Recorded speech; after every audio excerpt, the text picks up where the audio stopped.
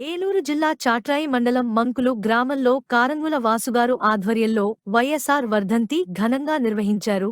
ఈ కార్యక్రమానికి వైఎస్ఆర్సీపీ నాయకులు పెద్ద ఎత్తున తరలివచ్చి వైఎస్ఆర్ విగ్రహానికి పూలమాలలు వేసి నివాళులర్పించారు. ఈ కార్యక్రమానికి తనగల మురళీకృష్ణగా రూపాయి సత్యంబాబు, చంద్రశేఖర్ రావు, రాంబాబు, సత్యనారాయణ, మురళి తదితరులు పాల్గొని ఈ కార్యక్రమాన్ని జరిపించా.